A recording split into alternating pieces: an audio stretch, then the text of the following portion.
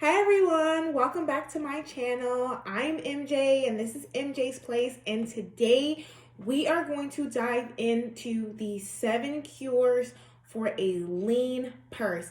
This is taken from The Richest Man in Babylon. It's a phenomenal book, been around for ages.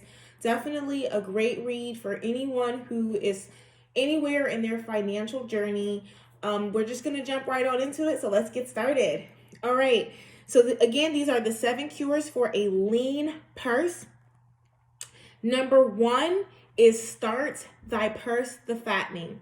Pretty self-explanatory. If you don't have a job, now's the time to be looking for one. You need to have at least one source of income to start this journey. Why is that so important? That one source of income is what's going to source your other incomes. If you look at that source as a bridge that you are completing, I have a dog and I am so sorry. He does this all the time. He literally waits until I start talking to people to start cutting up. So I am sorry. If you hear him in the background, I'm going to do my best to edit him out, but full disclosure, he is here and in rare form.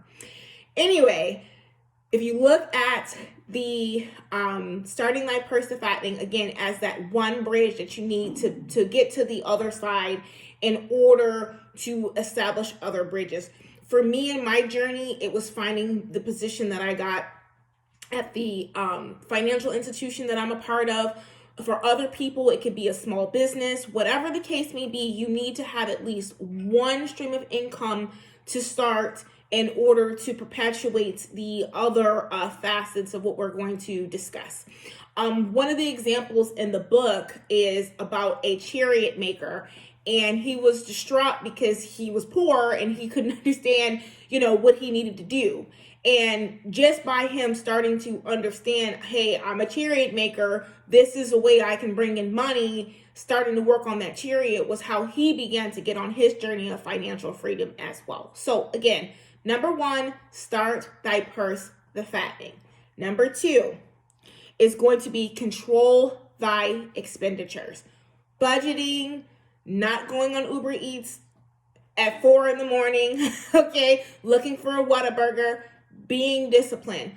And actually, to segue on takeout really quick, not only do we know that it's financially draining, it's not good for you guys. We all know that. So again, control your expenditures. Think about it. Is it a need or is it a want? Do I need to go on a 7-day vacation right now to Florida, or is it a want? Really self-examine, really think about your goals. And we're going to be talking about that together as we grow. We're going to be budgeting. We're going to be goal setting. We're going to be I'm not really going to do mind mapping, but I can definitely divert you to a source who does do that. My main thing is going to be talking about how do we come out of financial adversity together? How do we become more financially literate together? And I'm speaking right now just really to people of color, but this applies to anyone. People of color are consistently misrepresented, underrepresented, and uneducated when it comes to finances. And frankly, we can say that the resources aren't out there. I'm a resource, so we know that there are resources that can be available to us, whether it's for free or not for free. But again, we are not as literate as we need to be, and it continues to hurt us. So let's talk about controlling those expenditures, becoming more financially literate as we go on this journey. So again, budgeting, making sure that, is it a need versus a want? Can it wait? Making sure we don't have a lot of debt. And debt actually is huge because if you think about it, it's the equivalent of you going to the ATM and then someone robbing you right after. It's pretty much what debt is in a simpler form, right? You owe it to them. They're going to take it right back as soon as you get a little bit. I mean, think about people who hit the lottery, right? They hit the lotto. They take out any liens, any old arrears, anything like that, way before you even see your money. So it's important to control your expenditures, period. Number 3 is going to be I can't read my own writing, oh Lord. Make thy gold multiply, okay? Again, Investing into vehicles is what we're going to be talking about too. I know I touched on that briefly in my reintroduction of this channel. I love this point because if you think about these steps, it's like you start here, you go there, and then you just successfully in succession go down the rest of these tasks, right? And when you meet with financial advisors, anybody will tell you, you start with, this stream of income, you work on budgeting what it is that you have. Now you can start to reward yourself and invest, okay? So finding high yield accounts, understanding the different financial instruments that are going to grow your money. Super, super, super important. Number four is going to be guard thy treasure from loss. Again, once you start multiplying that money, you don't want it to go out of the door. So being aware, if I do have any debt, is it under control? Am I making sure that I'm, making my payments on time and things like that so it won't cause problems? My investments, are they in vehicles, again, that are not just going to grow my money, but, not going to be subject to such volatility where if I need that money for any reason, I need to be able to call it back to me, and it's supposed to have usury, okay? Some of you guys are going to recognize some of this language and think, oh, that sounds kind of like Bible speak. Don't let any of that turn you off, because if I can be very candid, my belief is this: if it's good, it came from God anyway. So if you are a person who's like, I don't believe that's kind of neither here nor there, pay attention, because these principles have stood the test of time. All right. So guard thy treasure from loss, not lending it to people who are not going to pay you back, or have no intentions of paying you back, don't want to pay you back, and even to touch on that really quickly, I'm not saying that you shouldn't help somebody in need. And I'm not even saying that you should necessarily look for it, because one of the points that it makes too is when you lend to someone, you lend to them, you don't lend to them stuff that you need. If you have not paid yourself and paid your bills and things of that nature, you shouldn't be lending anybody anything anyway. Okay, that's usually when you get upset about it, is because you needed it for something and they didn't give it back to you. All right, so guard thy treasure from loss, use wisdom. God teaches that if anyone lacks wisdom, you just ask and he'll give it to you. All right, we're going to go into number five. Mary, read your rating. It's going to be make thy dwelling profitable. I love this. This touches on everything from rentals to Airbnbs. If you have a home, if you are fortunate enough, especially in this day and age, to own a home, and you are able to take advantage of the equity. Again, the segue, we know about the base point increases, and we're going to talk all about that down the line, about understanding things like GDP, CPI, all that stuff, but just to hone in on the specifics of what we're going through right now, okay? When you're talking about home ownership, if you're fortunate enough to take advantage of the fact that the housing prices have skyrocketed and they're not going to stay like that for long, okay? What's going to happen is the prices are going to revert back to the mean, meaning they're going to come back to the baseline price that they're actually worth. A prime example is if you live in a western state, let's take Arizona, for example. The prices of homes in Arizona typically range from about $150,000 to about $400,000 or $500,000 on the high end, talking about a home that's about 3 bedrooms, 2 bathrooms, okay? Single family residence, not talking about any outliers, all right? Right now, those homes are selling for, in some cases, $2,000, $3,000, $4,000 more than what they normally would be worth. These fluctuations in the market are imperative when you're trying to capture equity. So you can do things like home equity lines of credit. You can do things like refi with cash out. But even better than those things, to make your dwelling profitable, you can rent out a room. A lot of times we have and trust me, my loves, I'm speaking from experience. I've been living on my own for quite some time, and it gets sketchy when you're talking about bringing people in and, things of that nature. And it's because when you are used to, living on your own, you have pride and, you're kind of used to things being your own way, on your own timing, so on and so forth. So if you're a person who is comfortable with that, that's great, because even if you're a renter, you can bring somebody, if you have more than one room, you can bring somebody in there and have them pay you rent in order to help offset costs, okay, of your living expenses. And that's really important if you live in a state where costs are high to live. One of the best decisions I made in recent times was when I did take on a roommate for a little bit. It saved me so much money.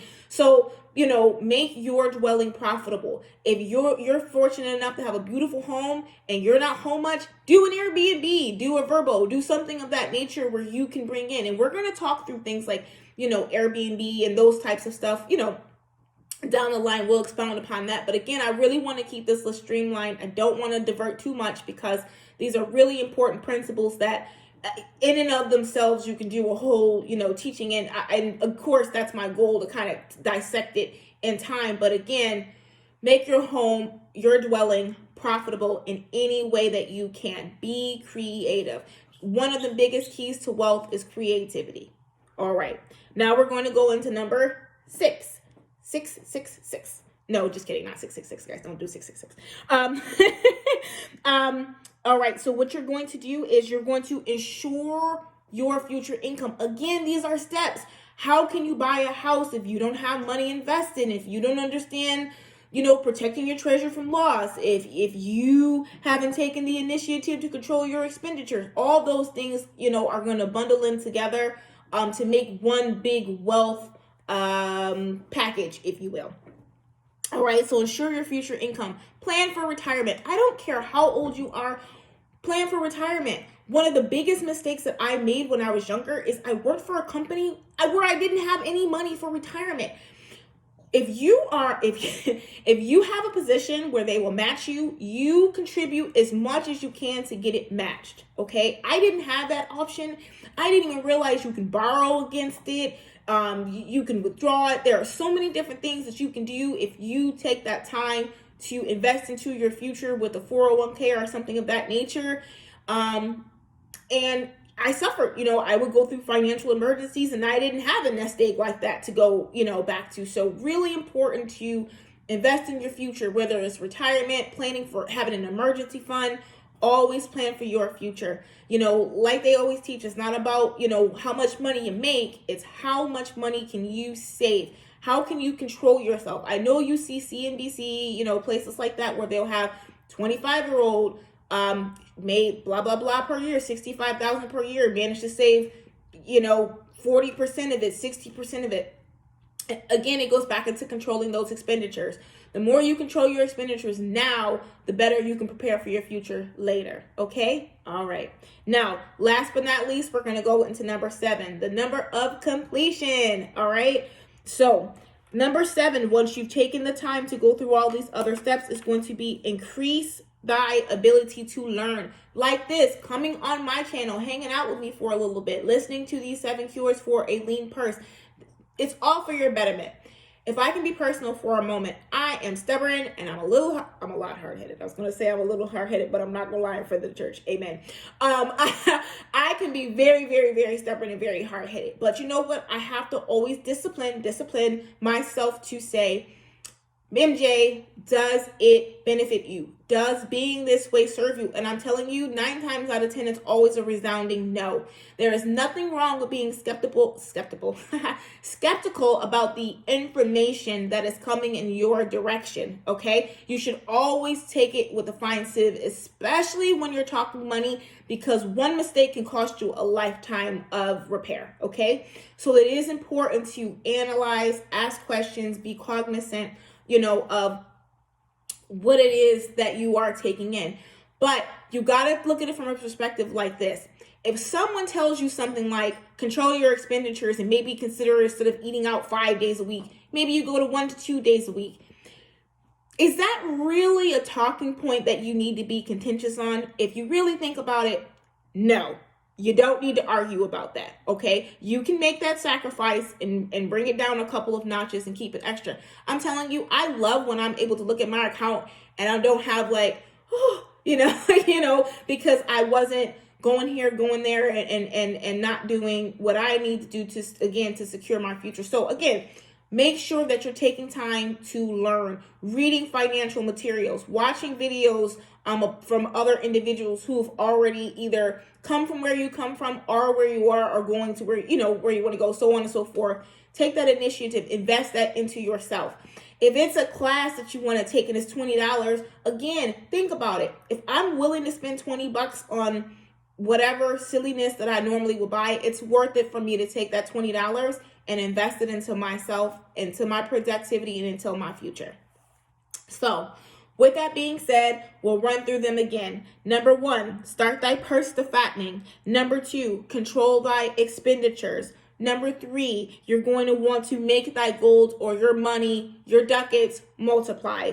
Number 4, once you've done those things, we're going to guard our treasure from losses. Number 5, once we've guarded those treasures from losses, we are able to have our own home, or maybe we already have our own home, or whatever the case may be. We're going to use that home and we're going to make it profitable. All right. Number 6, we're going to go ahead and then we're going to take everything and we're going to ensure that we have future income. We're going to prepare for retirement. We're going to prepare for rainy days. And then number 7, we are going to increase your knowledge, increase that ability to learn. All right. Commit yourself, my friends, my loves, my angels, to be a lifetime learner. It will literally pay you in dividends, both naturally and spiritually, mentally, all those good things. All right. So I won't keep you for too long. I really appreciate all of you who've stopped in today to be a part of this. I appreciate all of you once again. Please subscribe, ma'am, sir. Please like, please share. It helps. Don't be selfish, okay? Selfish people only get what they have and nothing more. I love you all. I'll see you in the next video. Bye.